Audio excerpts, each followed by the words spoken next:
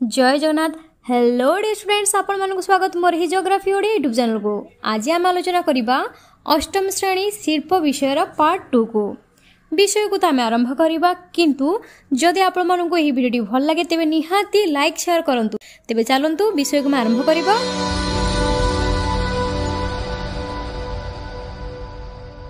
शिल्प दुर्घटना। शिल्प संस्था मानकरे मुख्यतः प्रजुक्ति ज्ञानकौशलर विफलता बा मारात्मक पदार्थ गुड़िकर दायित्वहीन व्यवहार जोगु दुर्घटना मान घटी थाए। ए पर्यंत घटी सबुठारु मर्मतुद शिल्प दुर्घटना 1984 मसीहा डिसेम्बर 3 तारिख मध्यरात्रि आम देशर भोपाल सहर में घटीथिला। प्रजुक्ति ज्ञान कौशल विफलता जोगु एठारे अवस्थित यूनियन कार्बाइड नामक कीटनाशक द्रव्य तैयारी कारखानारू अति विषाक्त मिथाइल आइसोसोनाइट सहित हाइड्रोजन सियानाइड और अन्यान्य हानिकारक गैस वायुमंडल को चली आसिला। 1989 मसीहा सुधा एथिजोगु 3589 जन मरिथिबा सरकारी गणना अनुसार जना पड़िछि। ठीक सेहीपरि 2005 मसीहा डिसेम्बर 23 तारिख में अन्य एक दुर्घटना चीन चोकिंग अंतर्गत गाओकियाओ ठारे गैस कूप विस्फोरण जोगु 243 लोकंकर मृत्यु घटीथिला एवं 9000 लोक आहत होइथिले। दुर्घटना ह्रास निमंते पदक्षेप।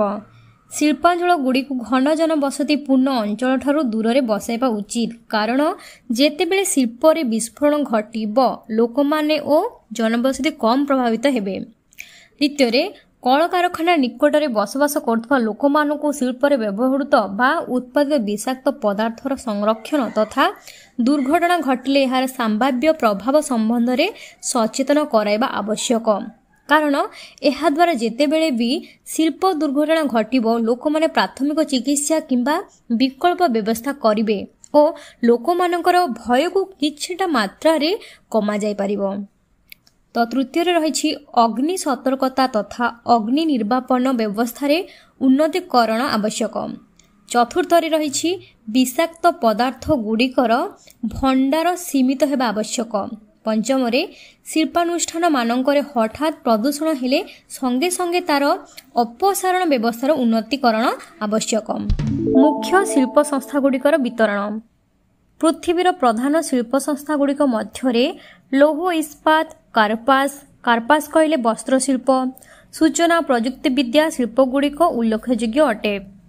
नूतन भावे गढ़ी उठुथिबा शिल्प को सूर्योदय शिल्प बा सनराइज इंडस्ट्री आख्या दिया जाइछि, यथा सूचना प्रजुक्ति विद्या बा आईसीटी सेंटर, स्वास्थ्य, शिक्षा इत्यादि। लौह इस्पात शिल्प यह एक मौलिक शिल्प। लौह इस्पात शिल्प रे कंचामाल भावे लुहा पत्थर, कोईला और चून पत्थर सहित श्रम, पुंजी, भूमि तथा अन्यान्य आधारिक संरचना निवेश करा जाए। श्रम कहले शिल्प पाई लोक माने काम करबा को बुझाए और निवेश कहले एही सब जिंस व्यवहार करा जायबा एही सब जिंसर आवश्यक थाए। लुहा पत्थर अनेक प्रक्रियाकरण पर्याय दे इस्पात रे परिणत हुए। इस्पात बेस शक्त एवं एहाको सहजरे विभिन्न आकृति दिया जाय पारे।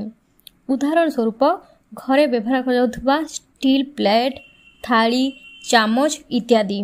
लौह इस्पातर प्रक्रियाकरण। प्रथमे लुहा पत्थर को ब्लास्ट फरेन्स रे तोड़ा जाए, परे एहाको विशुद्धीकरण करा जाए, शेषरे एथिरु उत्पाद भावे इस्पात मिली थाए। एही इस्पात अन्यान्य शिल्परे कंचामाल भावे व्यवहृत हुए। आमे व्यवहार करुथिबा प्राय समस्त जिनिस लौह इस्पात रे तैयारी, यथा कलकब्जा, जल जहाज, ट्रक, बस इत्यादि।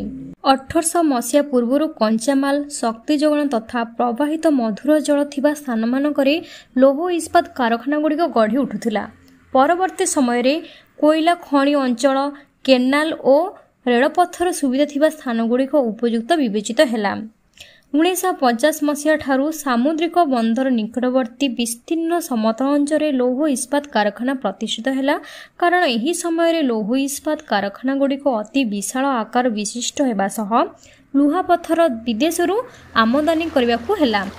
टाटा लौह इस्पात कारखाना जामशेदपुर। 1947 मसीहा पूर्व देश में गोटे मात्र लौह इस्पात कारखाना थिला। यह टाटा लौह इस्पात कारखाना बा टिस्को भावे जना। ଏହା 1907 ମସିହାରେ ସୁବର୍ଣ୍ଣରେଖା ଓ ଖରଖାଇ ନଦୀ ଦ୍ୱୟର ସଙ୍ଗମ ସ୍ଥଳରେ ଅବସ୍ଥିତ ସାକୋଜଠାରେ ଏହି ଟାଟା ଲୌହ ଇସ୍ପାତ କାରଖାନା ପ୍ରତିଷ୍ଠିତ ହୋଇଥିଲା। ପରବର୍ତ୍ତୀ ସମୟରେ ଜାମସେଦଜୀ ଟାଟାଙ୍କ ନାମ ଅନୁସାରେ ଏହା ଜାମସେଦପୁର ନାମରେ ନାମିତ ହେଲା। ବର୍ତ୍ତମାନ ଏହା ଝାଡ଼ଖଣ୍ଡ ରାଜ୍ୟର ସିଂହଭୂମି ଜିଲ୍ଲାରେ ଅବସ୍ଥିତ। ଏହି ଶିଳ୍ପକେନ୍ଦ୍ର ଝରିଆରୁ କୋଇଲା ଏବଂ ଓଡ଼ିଶା ଓ ଛତିଶଗଡ଼ରୁ ଲୁହାପଥର, ଚୂନପଥର, ଡୋଲାମାଇଟ୍ ଓ ମାଙ୍ଗାନିଜ୍ ଆଣିଥାଏ। ଖରଖାଇ ଓ ସୁବର୍ଣ୍ଣରେଖା ନଦୀ ଦ୍ୱୟରୁ ପ୍ରଚୁର ଜଳ କାରଖାନାକୁ ଯୋଗାଇ ଦିଆଗଲା। କାରଖାନାର ମଧ୍ୟ ନିଜସ୍ୱ ବିଦ୍ୟୁତ୍ କେନ୍ଦ୍ର ମଧ୍ୟ ଅଛି।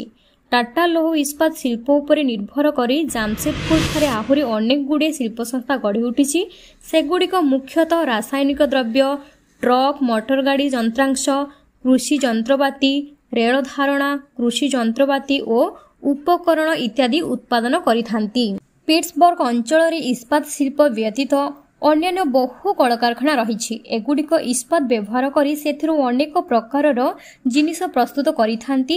ସେଗୁଡ଼ିକ ମଧ୍ୟରେ ପରିବହନ ସରଞ୍ଜାମ, ଭାରୀ ଯନ୍ତ୍ରପାତି ଓ ରେଳ ଧାରଣା ଆଦି ଉଲ୍ଲେଖଯୋଗ୍ୟ। ଡିୟର ଷ୍ଟୁଡେଣ୍ଟସ୍, ଆଜିର ଭିଡ଼ିଓ ତ ଏଇଠି ଶେଷ ହୋଇଯାଇଛି। ଆଜିର ଭିଡ଼ିଓକୁ ଏଇଠି ରଖିବା। ରହୁଛି। ଜୟ ଜଗନ୍ନାଥ।